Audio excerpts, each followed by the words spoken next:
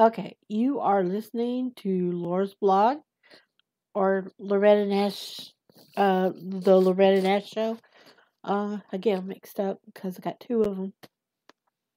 Okay, I'm finishing this essay called A Mirror for Artists from the book I Will Take a Stand, which is by 12 Southerners. And I'm going to give up on this because some of these people that are these essays and theses in there got big words. I almost said the bad donkey, the other word for donkey, but I know better. Okay, I'm on 58, about the middle of the page of this 90-year-old book. And let me go ahead and finish this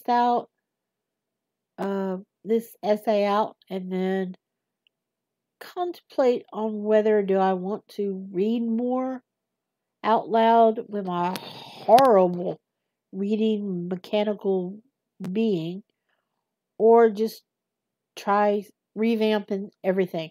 Since I got the new intro music, I'll figure something out. Okay, this says, even so, he cannot escape the infection of the cities by merely geometrical remoteness. The skepticism and malice. Wait, I already read that. Uh, Skepticism and malice of the industrial mind reaches him always, though somewhat subdue and attack his art in the very process of creation. Unself-conscious expression cannot fully be attended. It is conditioned by the general state of society which he cannot escape. It is inhabited by the ideas of the marketplace, which are, after all, very powerful. In the South today, we have artists whose work reveals richness, repose, brilliance, continually. The performance of James Branch Cabell has a consistency that might have been more flickering and unstable if it had originated in some less quiet region than Virginia. The novels of Ellen Glasgow had the strength that might come from long, slow prosecution by the mind far from the nervous. Yet these and others have not gone untainted. Why does Mr.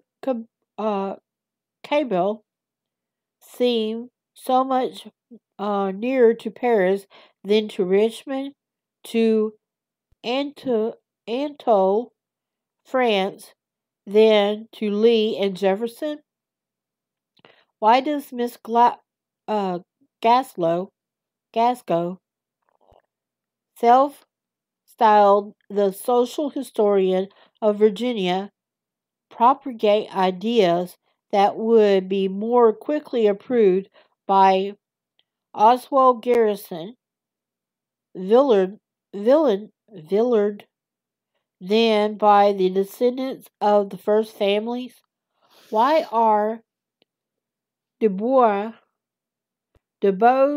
Hillard, so it says Dubois, Heward, words, and Paul Green's study of it has the word, I really don't want to say it, of but I'm going to interject my version of it. Southern African American life so that sounds better. So palpably tangled with the with about latter day abolitionism. Abolitionism. Okay, abolitionism. Why does T.S. Strubling write like a spiritual companion of Harriet Beecher Stowe and Clarence Darrow? I know who Harriet Beecher Stowe. That's the one that does the Uncle Tom's Cabin. I know that one. Okay. The answer is in every case the same. The Southern tradition is, which these writers would share, has been discredited, discredited and made artistically inaccessible, and the ideas, modes, attitudes that discredit it, largely not Southern, have been current and could be used. One has to look closely at the provincial Southern artists to discover traces of the indigenous Southern. Some would argue that this is as it should be. Perhaps they should not be expected to perform like Southerners, but like artists. And in that case, we would do not, we could do no better than to admonish them to be artists without regard of geography. Still, it remains astonishing that they would not adapt somebody else's geography and uh, contrarily write like Northerners. At that, like Northerners, made sick by the overdose of their own industrialism. We should not have fall into the typically American mistake of imagining that adaptation will succeed in getting the Southern artist to perform more like a Southerner and a excuse me, provincial. For many reasons, the Southern tradition deserves rehabilitation, but not among them is the reason that it would thus enable Southern artists to be strictly Southern artists. If the Southern tradition were an industrial tradition, it would deserve to be cast out rather than cherished. It happens, however, to be an agrarian tradition, and so it needs to be defined for the present age as a mode of life congenial to the arts, which are among the things we esteem as more than material blessings. In the emergency it needs, in fact, to be consciously studied and maintained by artists, Southern or not, as affording a last stand in America against the industrial dover, a stand that might pose to be a turning point. The artist should not forget that in these times he is called to play the part of both the person and an artist. For the two, that of person is more immediately important. As an artist, he will do his best to flee the infections of our times, to stand for decentralization in the arts, to resist with every atom of his strength the false gospels of art as a luxury, which could be sold in commercial quantities or which can be hallowed by segregation in discreet shrines.